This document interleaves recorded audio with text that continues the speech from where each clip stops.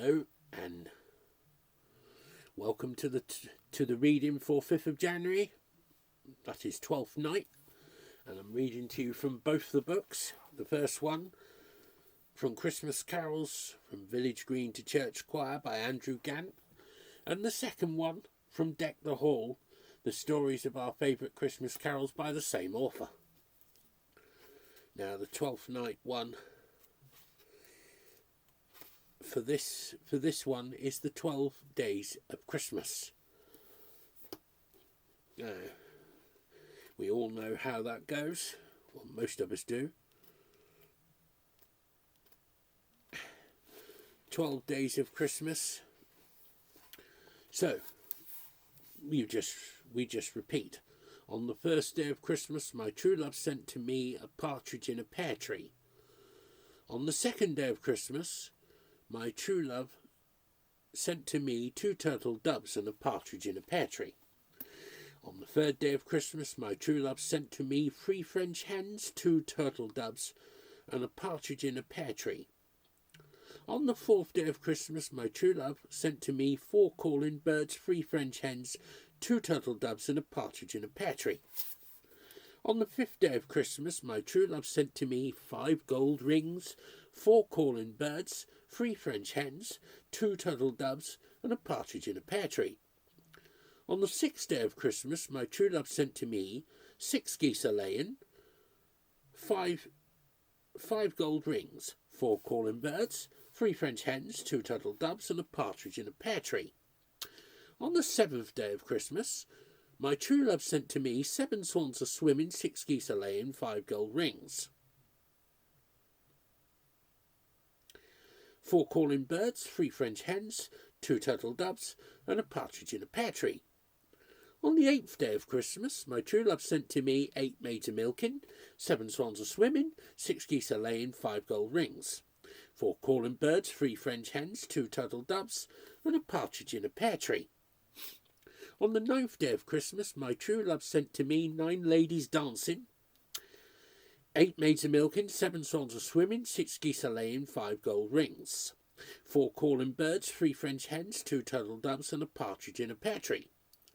On the 10th day of Christmas, my true love sent to me 10 lords a leaping, 9 ladies dancing, 8 maids a milking, 7 swans a swimming, 6 geese a laying, 5 gold rings, 4 calling birds, 3 French hens, 2 turtle doves, and a partridge in a pear tree.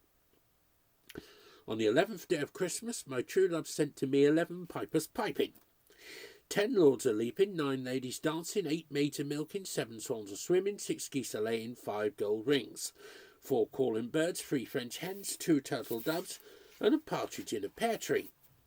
And on the 12th day of Christmas, my true love sent to me 12 drummers drumming, 11 pipers piping, 10 lords a leaping, 9 ladies dancing, 8 maids a milking, 7 swans a swimming, 6 geese a laying, 5 gold rings, 4 calling birds, 3 French hens, 2 turtle doves, and a partridge in a pear tree. Now,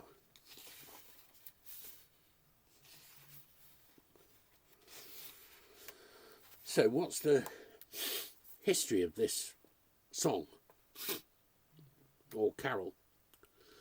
Shall we make the welkin dance indeed? Shall we rouse the night owl? Shakespeare knew all about Twelfth Night. His play is basically one long party. Sir Toby Belch and Sir Andrew Aguecheek are the lords of Misrule, the descendants of the midwinter household gods, lowercase g, of the Roman, of Bacchus and Terpsichore. On the 12th day of December, bellows Sir Toby, as muddled about what day it is as he is about the time of night, would we have recognised his tune to these words? Twelfth Night had long been one of the principal festivities of the Christmas season. At the court of Henry VIII it far outdid Christmas Day as a household knees-up, with masques, dances, morality plays, with songs and scenery, and gift-giving echoing the shadowy presence, somewhere off stage in the wings of the shades of wise men, and St. Nicholas. Sir Toby quotes, Free merry men be we, A song, no doubt, well known to the boozy groundlings, evoking the freemen's songs or freemen's songs of early Tudor songbooks. Party songs, rough, carefree, designed to sound better sung drunk. But Shakespeare is writing in the death throes of this festive tradition. There is something desperate and sad in Sir Andrew and Sir Toby's manic partying, as if trying to keep something at bay. 'Tis too late to go to bed now. It is significant that when Malvolio tries to make them shut up, Sir Toby spits at him that he's a Puritan. This kind of midwinter merrymaking is on the way out. The theatre itself, the great globe, is under attack. Our revels now are ended. But something of the generous spirit of the 12-day holiday survives in this sprightly carol, even if nowadays we do Christmas in the wrong order. We put our decorations up and file dutifully into our carol services during Advent, or even earlier. Christmas effectively ends rather than begins on 25th of December. In earlier days, and still in many traditions, gifts are given on Boxing Day or through to the 12th day of Christmas. This is the spirit still captured in this song. 12th night for us is the day decorations come down, if they haven't already fallen behind the TV. The day we sweep up pine needles and broken bits of bauble and try to pretend the days are getting longer. Herrick, in the 17th century, talks of household decorations of holly and yew coming down at Candlemas, 2nd of February, when the infant Jesus was presented to the world. Christmas carols cover many different seasonal festivities and come in many different types. The 12 Days of Christmas is a numeral carol, itself a subset of a species of folk song, counting songs. There are lots of these. Count them. Green grow the rushes o'. 10 green bottles. 5 little monkeys. 1 man went to mow. This old man. 1, 2, buckle my shoe. 1, 2, 3, 4, 5. Once I caught a fish alive. 10 in a bed. 1 potato, 2 potato, etc. Some count down, some up. Some are in dialect, like Yantan, Tevera, Mefera, Pimp. Cumbrian ones for 1, 2, 3, 4, 5. Cumulative rhymes with a similar structure include: this is the house that Jack built. There was an old woman who swallowed a fly. My gran went to market and countless others.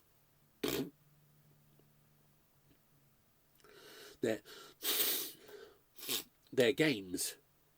You can sing them in the playground, walking down the street, or on a boring bus journey. You can use them as forfeit games, where the first person to stumble over the ever-growing list of goodies has to drop out or give someone a treat or a kiss. They're inclusive. Any number of people can join in. They're good for concentration and teamwork, and they also, of course, help teach young children to count forwards or backwards, or both. Sometimes with an element of spelling or linguistics thrown in, where there's objects accumulate in alphabetical or some other order. Religion uses numbers in its imagery a lot. There are 3 ships, 3 kings, 3 persons of the Trinity, or 3 wise men, 4 evangelists, Matthew, Mark, Luke and John, the 10 Commandments, and the 12 disciples. There are obvious possibilities for counting songs with a devotional tinge.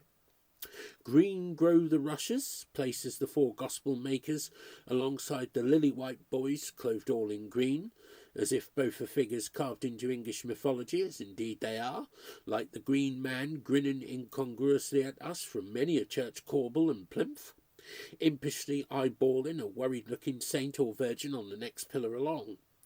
The 4 evangelists appear again in the haunting Matthew, Mark, Luke and John, bless the bed that I lie on. The 7 joys of Mary make a gorgeous song. In other versions, her joys are 10 or 5 or 12.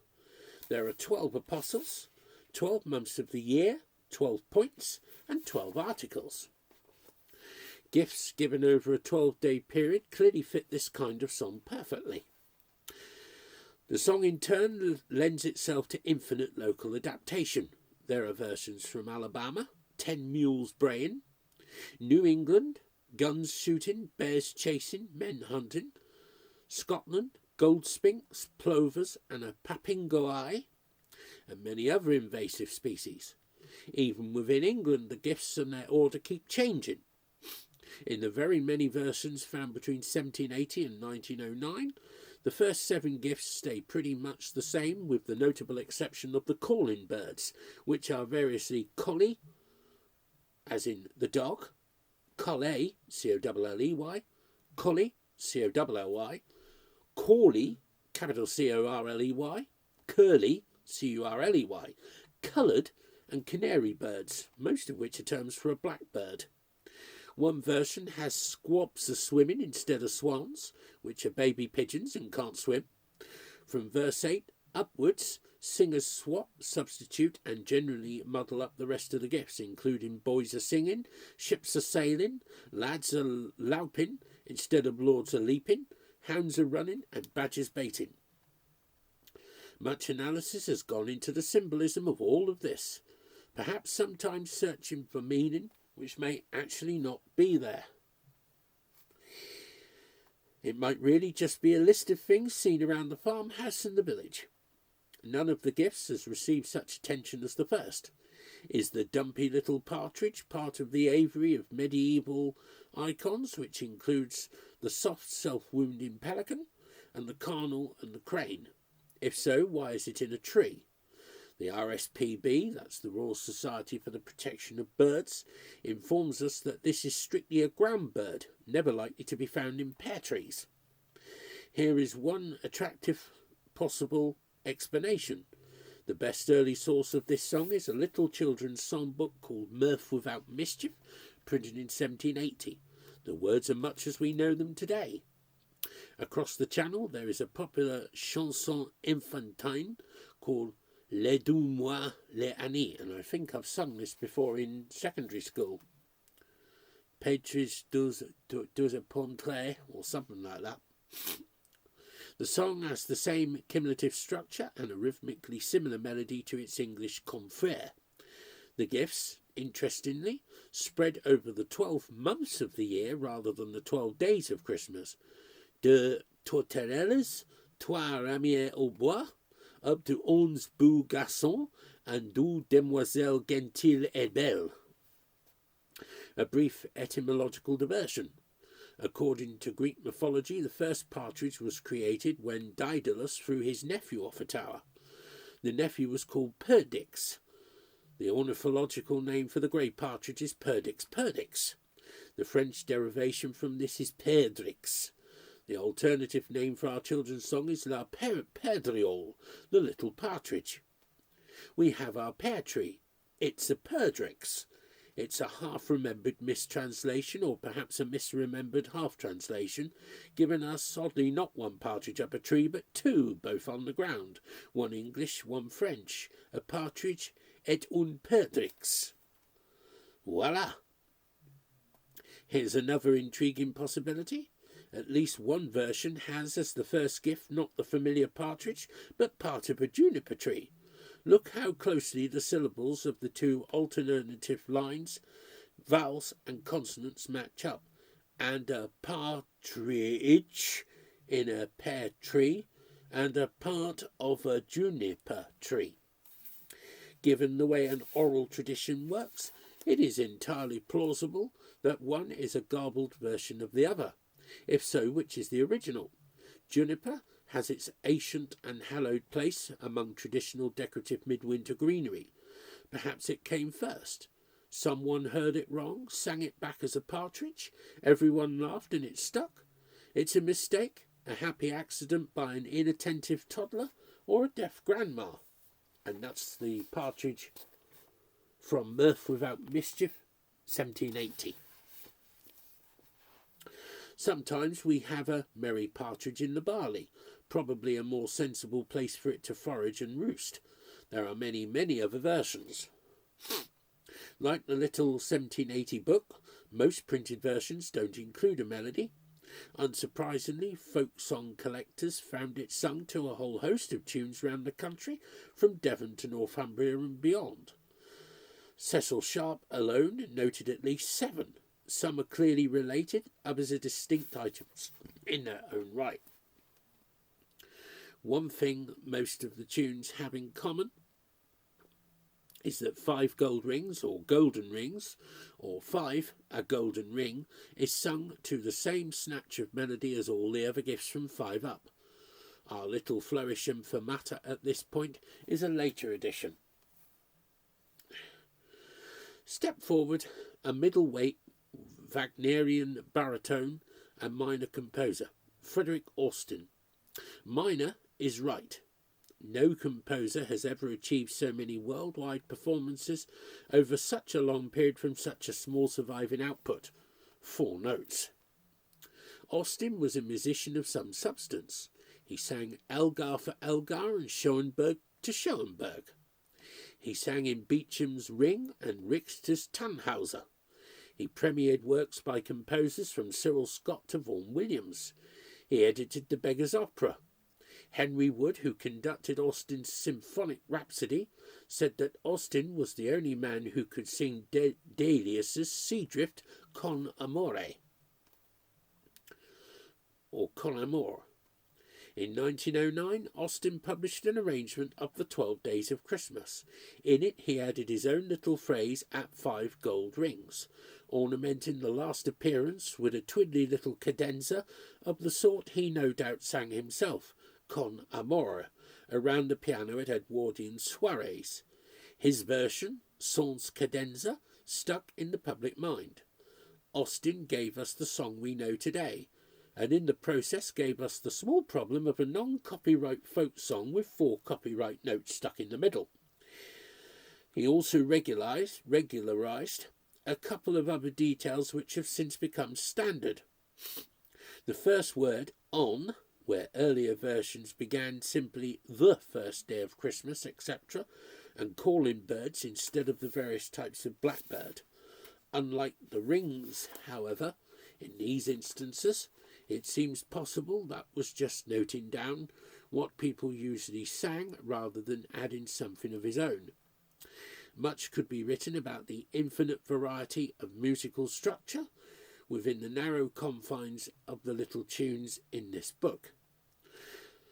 This one has a curious cumulative shape, where gifts 2 to 4 at first get the same melodic hook, but only until the presentation of gift 5, after which they each get a new tune of their own, and gifts 6 and upwards get the original melodic fragment.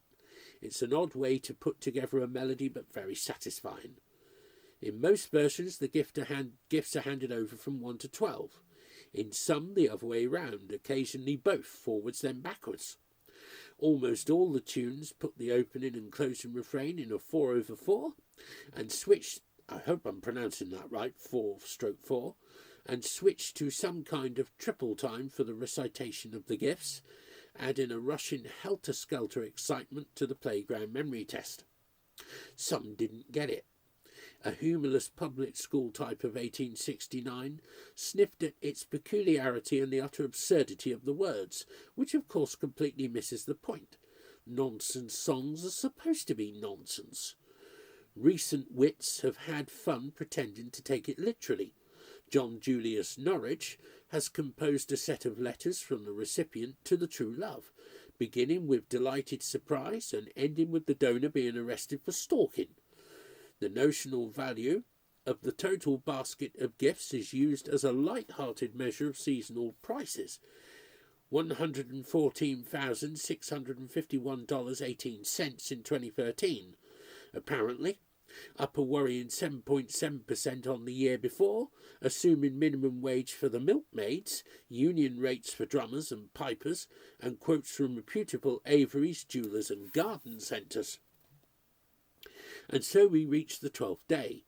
This is the Christmas of revels, of parties and gifts, and somewhere under the happy surface of this little song lurks the ancient spirit of Twelfth Night.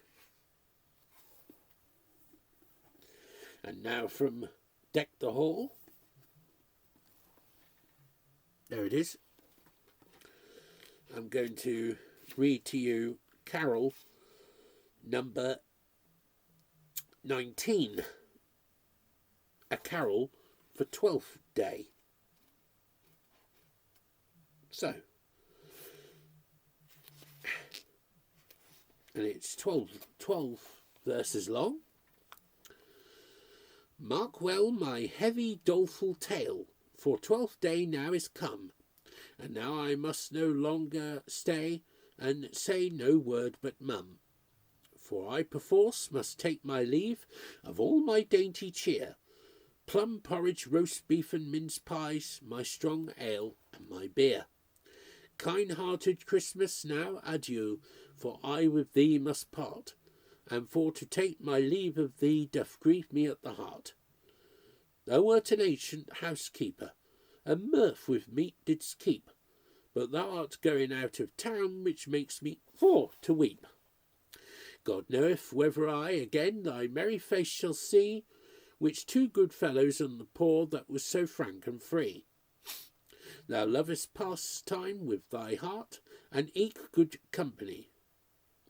Pray hold me up, for fear I swoon, for I am like to die. Come, butler, fill a brimmer up to cheer my fainting heart, that to old Christmas I may drink before he doth depart.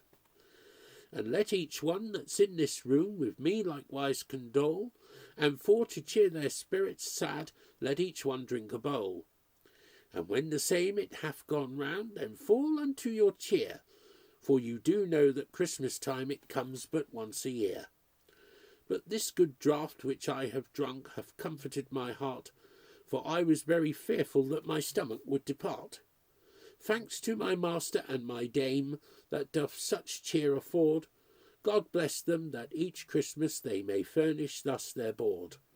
My stomach having come to me, I mean to have a bout, intending to eat most heartily, good friends I do not flout. So what's the history of that carol? I've never heard of it before. 12th night obviously falls 12 days after Christmas. If you include, 25th, 26th, 7th, 8th, 29. Yes, if you include the 25th. If you don't include the 25th, it appears on the 6th, which is Epiphany. Except that, as the attentive reader well knows by now, very little in the way a folk tradition works turns out to be even slightly obvious or logical. Dates first. It ought to be easy enough to fix when the particular bits of our seasonal festivities fall and how they fit together. Well, up to a point. At least Christmas, unlike Easter, has had a fixed date in the secular calendar since around the 4th century, when the churches decided, logically enough, that Christmas should be observed exactly 9 months after the Annunciation. The virgin birth, though miraculous in conception, seems to have been assumed to have followed the normal principles of gestation. So 25th of March to 25th of December, yes. And in turn placed the Annunciation on March 25th, which happens to be near the spring equinox. The profound symbiotic linkage between the sacred and the secular, the church year and the turning of the seasons, holy days and holidays, was there from the start. Saints' days, too, were neatly listed by the early church like a sort of school calendar, not least because there were so many of them that somebody had to make sure they didn't clash, or at least not the important ones. Other elements of the calendar are much more slippery. New Year is not specifically a religious feast, although many church traditions link it to seasonal celebrations. It has an emphatic place in folk observance, but that observance still carries echoes of a long and tortuous effort to decide when it actually falls. To vastly oversimplify a process that has been rumbling on for, so far, the best part of 2 millennia, the early churches tried to fix a common date for Easter. Failed. In the 16th century, Pope Gregory XIII attempted to bring some sort of administrative order to the sprawling dominions of the Catholic Church by replacing the old Julian with the new Gregorian calendar. Like most efforts to try to bring a bit of common sense to telling the different countries and communities of Europe what to do, it worked better in some places than others. Great Britain finally caught up in 1750. Among several detailed provisions of the new arrangements, 11 days were lost. Some West Country wassailing traditions still stick their songs around the streets, whack their apple trees with sticks, and bother their neighbour's butler on 17th of January, known as Old Twelfth Night. Old New Year, meanwhile, has crept by 1 day per century since 1583, from January the 11th to January 14th, since the new calendar takes account of leap days where the old one did not. Old New Year is marked as a holiday, particularly in Eastern European countries, as well as in parts of Scotland on 12th of January. In Orthodox churches, meanwhile, Christmas falls on the date known to the Gregorian calendar as 6th of January, or in some cases 5th of January, which is of course our 12th night. So, in the Orthodox Church, it's Christmas Eve tomorrow. In another little wrinkle, our tidying up exercise of 1750 changed the moment of which the year number moved up by 1. Under the old system, December 1740, for example, was followed by January 1740, with 1741 beginning in early April. A regular trap to trip up historians of, for example, the life of Handel, which confusingly falls right over the change. This too was regularised to match European practice, though in a final false step and folderol through the funny tricks of time, the financial year was not, which is why the tax year still runs to April 5th. All very English. Carols, of course, mark, mix and merge sacred and secular festivities with the same cheerful lack of accurate measurement as a village elder sloshing nutmeg and mead into the wassail bowl. Wassail songs and New Year songs freely draw on atavistic tales and traditions like the Lords of Misrule, the crowning of the village king and queen, the boy bishops, gift giving, carrying echoes of the three kings, fertility rituals associated with apples and orchards, singing round the village in return for an offering of food and drink, and much else. Many of these elements involve inversions of the social and natural order captured absorbedly by Shakespeare in Twelfth Night, which, in what might be, who knows, another riff on the complex overlap of significant dates, was first performed in 1602, not on Twelfth Night, but on the Feast of Candlemas, 2nd of February. Toby Belch drunkenly bellowing the wrong month when he sings on the 12th day of December, Malvolio with his yellow stockings, Viola, a girl played by a boy dressed as a man, who falls in love with a man who finds himself falling for her or him. We are in the same rich and strange world as the carvings on the corbels in a white Gothic cathedral, the solemn saint on one plinth, the grinning green man on the next, both supporting the springing vegetation of the vaults, and columns soaring heavenwards above their heads like the trunk of a great tree. This song is called a carol for Twelfth Day. At least that date is easy enough to find, isn't it? You just count the 12 days of Christmas, surely. Well, even that apparently idiot-proof bit of maths turns out to involve an element of choice and interpretation. It depends if you count Christmas Day or Boxing Day as day one. Following this sport, some call 6th of January 12th day, making it coincident with, though different from, the liturgical feast of the Epiphany. This makes 5th of January the eve of 12th day or 12th night. That works. Let's go with that. Counting songs and number symbolism form a key part of this mystery, if not a key to the mystery. The number 12 has a particular significance. If there is any residual religious meaning in the gifts given over the 12 days of Christmas, it is long lost to mispronunciation and dodgy oral transmission. But what about green grow the rushes o'? The 12 apostles, the 10 commandments, and the 4 gospel makers display their scriptural origins clearly enough. But who are the 9 bright shiners, the April rainers, and the 6 proud walkers? And what are the symbols at your door? Mary, meanwhile, sometimes has 12 joys, sometimes 7 or 5. The numerological songbook is complex and compelling. Compared to all this, A Carol for Twelfth Day tells a fairly simple tale. It's a folk song. It's from Cornwall.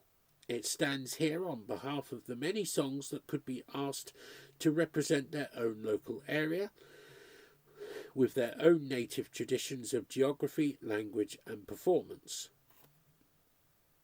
It also links us into the role of individual folklorists and collectors across the ages in mining and preserving the part of the heritage they found in front of them in their own times and their own backyard. It's interesting to note that we have many folk songs and carols from particular counties, and to wonder to what extent this is because some regions sang more than others, or whether it is partly because some were blessed with the attentions of dogged collectors, while others were not. We have rich records from Somerset, almost entirely thanks to Cecil Sharp. Sabin Baron Gould inherited his family estate and clerical living in Devon, and devoted the rest of his long life to researching the folklore of the West Country and other Celtic outposts. Carol historian Eric Routley noted wryly that the presence in our practice of so many wonderful tunes from Surrey and the home counties is perhaps not unconnected with the fact that Dr. Vaughan Williams lived many years at Dorking. Did anything good ever come out of Dorking? It seems that indeed it did.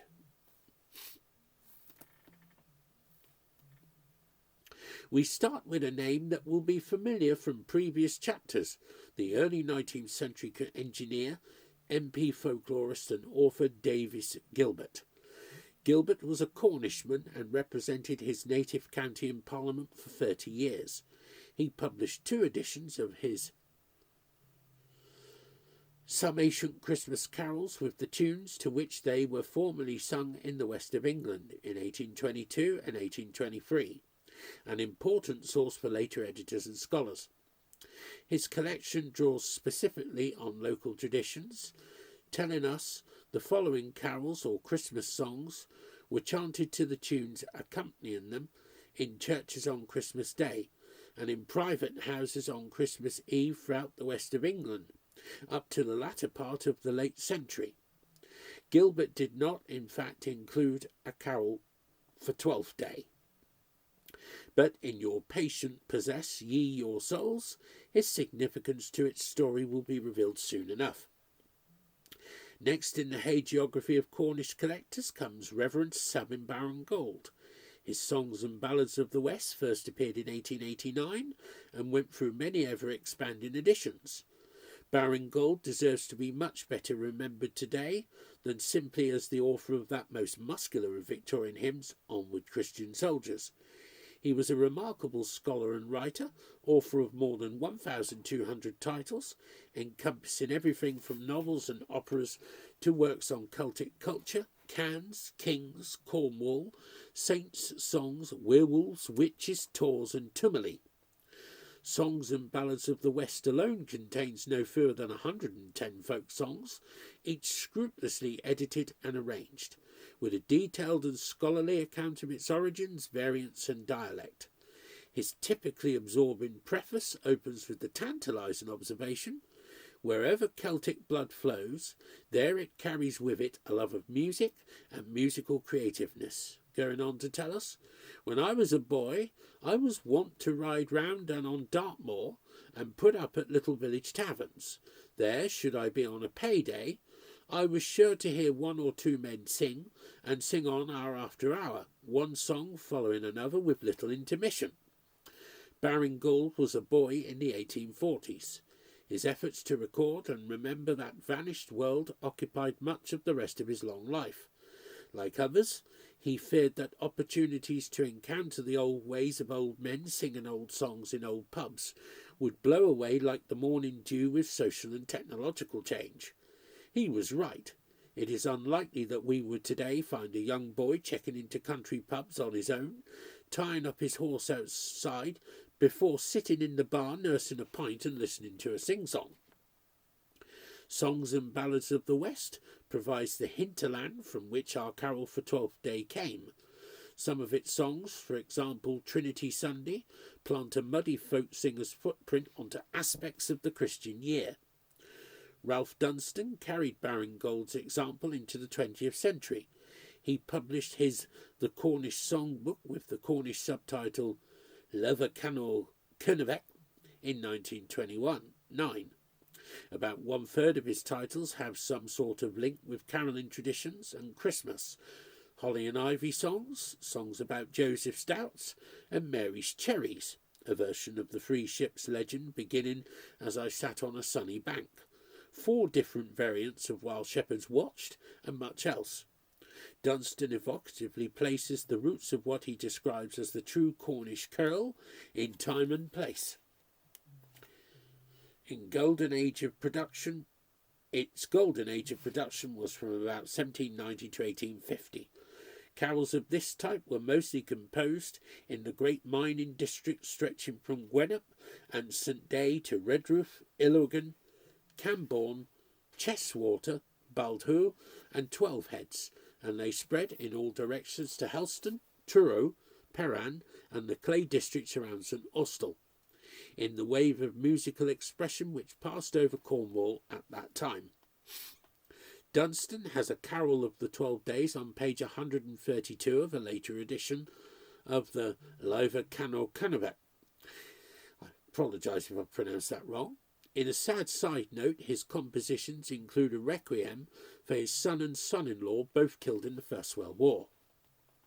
Cecil Sharp's Songs of Somerset contains several items whose origins are clearly further west than Somerset, and plenty of local variants of the familiar mixing of religious and folk imagery with counting rhymes and number songs.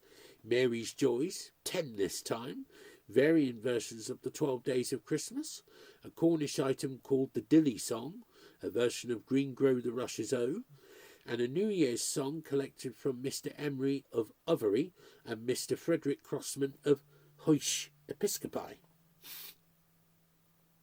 Lucy Broadwood gives us a carol for Twelfth Day in her 1927 collection of Old English carols, like Messrs. Emery and Crossman, bidding farewell to the old year, greetings to the new, health to the master, and a frothing toast to wish kind-hearted Christmas, now adieu. Our genealogy of West Country carol collectors has come almost up to date and turned full circle to find its end in its beginning. Inglis Gundry was a Cornishman like Davis Gilbert. Like Baring Gould, he was devout, scholarly, and lived to a great age, dying in 2000 at the age of 94. Like Ralph Dunstan, he was a skilled composer as well as an editor and collector of folk songs, writing no fewer than 13 operas, many on subjects drawn from Cornish mythology. Like all of his great predecessors, he published a milestone book of native folk songs, in his case, Canow Curnow, Songs and Dances of Cornwall in 1966. Gundry's selection freely draws on and overlaps with the work of Gilbert and Baring Gould, as well as the rich resource of the Vaughan Williams Memorial Library at Cecil Sharp House, and the vast, sprawling, wonderful catalogue that is the Roud Folk Song Index. Gundry's item number 18 is listed as Roud 3312, Carol for Twelfth Day. He tells us that a song is from a manuscript of Cornish carols compiled for Davis Gilbert by John Hutchins about 1826. But I hear the reader cry, "You hypocrite auteur!" have already told us that Gilbert did not in fact include a carol for Twelfth Day in his 1822 book. Well spotted. The explanation is found in the rest of Gundry's note on pages 18 to 19. This is number 37 from the manuscript, which belongs to Miss Minnie Davis Gilbert and Mrs. Patience Harding, great-granddaughters of the original collector. Gundry sets the scene in his autobiography. On leave from naval service during the Second World War, he had the good fortune to meet Vaughan Williams, remarking, "I think I learnt more about English folk songs during that famous lunch than I could have done in a month." He pursued this nascent interest in collaboration with a friend who showed considerable skill in collecting folk songs out of unlikely beer drinkers, and together they would go round the Cornish pubs to try to collect Cornish folk songs. Gundry echoed Gilbert in observing, "The extraordinary thing about Cornish carols is that each district seems to guard a separate tradition, which seems to have nothing to do with that of its neighbours." One such local sojourn led him to the genealogical connection back to Davis Gilbert and to our carol. Who would have suspected that after Davis Gilbert had published his 1825 collection, and had expressly said that for the life of him he could not find any more examples of the old carols, a whole book of Cornish carols would come to light, which must have been sent to him a few years after he had made this statement. But this is what happened. My friend Eric Tapp, the reader in Romanian at the University of London, who had found many churches of our medieval music dramas, hearing me mention Davis Gilbert, had said, "I know a Miss Davis Gilbert." It turned out that she was the great-granddaughter of the very man who had done so much to revive Cornish carols in the early 19th century. She showed me the very book that had been sent to her great-grandfather, which had evidently arrived too late for him to make use of it. Moreover, she allowed me to take it away and make a copy before returning it to her. It was a book written out by John Hutchins from the St. Erth district, and it had probably been sent to Davis Gilbert about 1827. Too late for him to use. I haven't got a cold, by the way. My voice goes like this sometimes. We have unearthed another babbling back channel in the chancy progress of songs from one generation to another, disappearing like some Dartmoor rill under rock and can, to run through caverns measureless to man and re-emerge in some deep romantic chasm, singing all the way, with the added delightful detail that this one has stayed in the family, presumably bequeathed with greater or lesser degrees of comprehension by generations of Davis Gilberts, to end up in the careful spinsterly hands of Miss Minnie and her married sister Mrs. Harding, to then blow on the chance winds of an acquaintance with a visiting scholar from Romania onto the desk of someone who knew what he was looking at, English Gundry. It's a Cornish family saga worthy of Ross Poldark and the flame-haired Demelza, talking of whom their creator, novelist Winston Graham, always took enormous pains to capture the cultural detail of his late 18th and early 19th century Cornish setting. Right at the very end of the long series of Poldark novels, in the final part of the seventh and last novel, The Twisted Sword, Graham has his characters gather for family carols at Killawarren, where the Ennises had ordered a boar's head for dinner. Graham tells us, Bella intoned over and over the jingles she had learnt from some old woman. Then a choir sings a local variant of the Dilly song, itself a Cornish version of one of those mysterious semi-sacred canton songs based around the number 12. Finally, they also sang Noel and Joseph Was an Old Man. This is set around 1815. Perhaps Davis Gilbert was listening outside the window. Before singing the song itself, it's worth pointing out that, of course, A Carol for Twelfth Day is a generic catch-all title, not specifically to one particular item. There are several entirely different songs with the same name. The one given by Broadwood is discrete in both words and music. So is another song from the Roud Index, number 22087 no less, also known as the Kilmore Carol. But all have elements in common, with plenty of overlap, or to borrow a perhaps more appropriately beery simile, spillage, between the various ingredients. A farewell to the old, a welcome to the new, a health to the master, a blessing on his orchard, his apples and his wife, a celebration of the corporate life of the community, and lots of food and drink, mixing and muddling the ideas and imagery of Twelfth Night, 12th Day, Old New Year and New Year, whether or not we know, care, or can remember when any of them actually fall. As Tolkien commanded, was hail, drink hail. And as they say in Cornwall, and I apologise if I get this wrong, Nadelic Lowen.